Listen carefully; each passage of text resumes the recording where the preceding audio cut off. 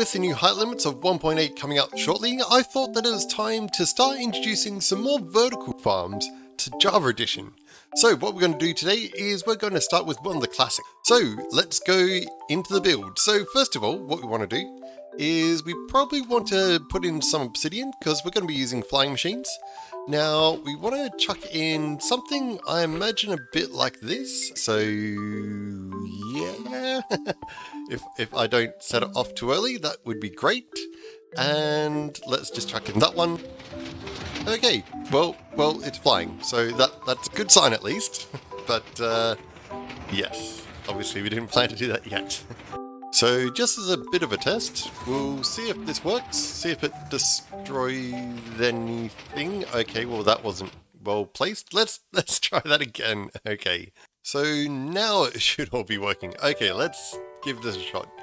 That should be fine, and hopefully nothing gets destroyed. No, it looks like it's all working fine. Okay, so now that the flying machine's all working, all that we have to do is rinse and repeat this same setup over and over. We don't have to worry about the flying machine, obviously, because that can just go up as high as we need and down as low as we need. So we can chuck that down, and you can see that basically it's missing every second block. So that's all perfectly fine. However, it does mean that we have quite a bit of building to do to get it all the way up the top. Okay, so we should be now ready for a big test here. Hopefully I've done everything correct and it doesn't destroy anything, but no, it looks like it's working pretty well. It does make you nervous actually watching these farms. This makes you extremely nervous. There's just, yeah, something to it that seems like it's a little bit wrong. There's just something that's a bit sort of strange, and you're kind of fearful that it's going to stuff up at some point and possibly destroy itself. So to clarify this a little bit more, as you can see, I'm doing a bit of a sort of window sort of design to things. You'll notice that on the back of it though, it's all completely flat, which is exactly what we want. This is one of those things though in Minecraft where you can build farms with just, you know, continuous sort of stone brick and things like that. But it's sometimes nicer to have a bit of sort of design to it. Have something that makes it look a little bit more special. Now, the next thing that we need to do is we need to put in some signposts. So this is where things get a little bit monotonous, if they haven't already. Making any sort of mega farm, things can get a little bit sort of stale at times, but mostly they're pretty relaxing, I tend to find. So yes, this is where you'll find that most of your time sort of gets used on this farm, because what we need to do is we need to put down some signs, and pretty much what we'll do is we'll put down one there, there,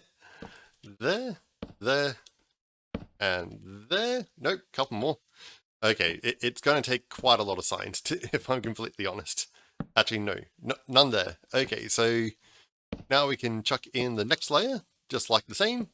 And you'll basically get the idea that what's going to be happening is that all these signs are going to just stop the water from actually spilling too far over. And what will happen from there is that it'll also be allowing for all the items to sort of flow forward a little bit so that we can capture them down the bottom.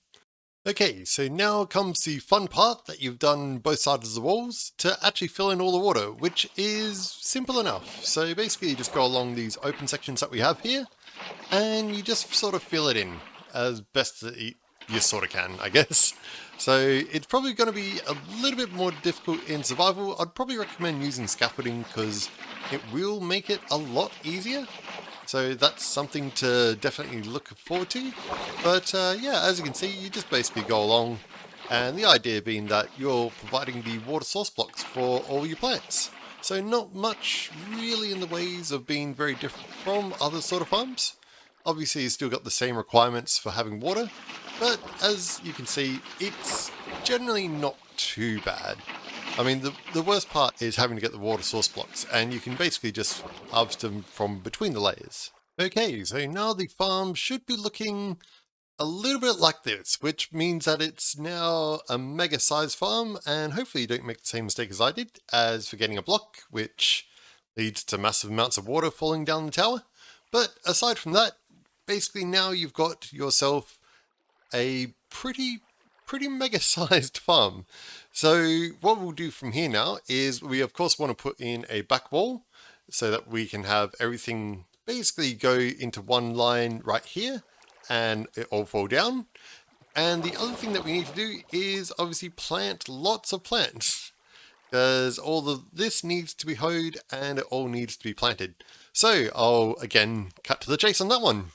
Okay, so from now you pretty much are just planting plants, and that's basically it. I've got my random tick speed set up obviously quite a bit, so it should make it grow a little bit quicker just for this tutorial. And don't forget the back wall, because that's going to be a very important part. I'm going to leave it off just because it makes it a bit easier for you guys to see what's actually all happening. But yeah, I'm just going to leave the back wall off just because it makes it a little bit easier for you guys to see all of what's happening behind the scenes. And if we chuck all of this in, and I should be finished in, okay, quite a lot. Okay, let's fast forward to that. Okay, and I'm finished now. So the last things is we want to first of all test it to make sure it all works properly. So triggering these off is fairly sort of simple. I prefer to use a bell. You can use whatever you wish, but the bell, yeah, it's kind of an easy sort of one. It's an easy sort of thing to basically trigger. So what you want to do is basically use any sort of block. I'm going to use a diorite block just because I know so many people out there love it. And what we can do is chuck on just a lever and a bell, and off it goes. So now on the other side, you should start to see a bit of lag, and it's going to pop all of those off. And yeah, as you can see, it's definitely gonna give you quite a large amount. You want a obvious collection at point at the very bottom, but you're not having to use hoppers and all that sort of stuff, so that's definitely a really good sort of sign. I'd probably say at the top it'd be worth having a way to send the flying machine back, so having like an observer basically hooked up to a repeater and a bell is going to be the simplest sort of way. But check out all this. This is just pumpkins and melons for days all inside one chunk. This is just going off now. This is just a crazy amount that it's actually given you. And this is just one harvest. It's not even like it's done it more than once. Mind you, that obviously I do have the tick speed set quite high, but this will basically be what it's normally like when you harvest it the first time. So shouldn't be too long and we should be up the top. And then that should be pretty much it for the tutorial. Quite a simple one. Don't forget this back wall, as I've said many a times. But yeah, aside from that, it's fairly simple. It's not too complicated whatsoever. And to send it back, all that you'd want to do is have something like, let's say, an observer hooked up to, let's see, what's a good one? Let's go to that one right there.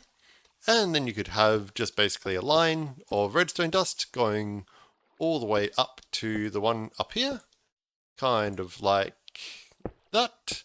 And this is going to trigger it just because obviously the very first time that we do it, it's going to trigger it. But you could just set it off with a bell and have at least one repeater there, I'd say, if not two or maybe three. Yeah, two seems like it should be enough. Just give it a bit of time to send it back. That way you can allow for a few more to grow as well. So yeah, I hope you guys had fun. This is a pretty interesting little farm. It definitely gives you quite a lot, and it's getting very laggy around here, obviously. So I'll have to sign off very quickly. And I hope you guys enjoy the video, and catch you, as always, in the next one. There is just so many pumpkins and melons. I gotta quit this world before it crashes. This is insane.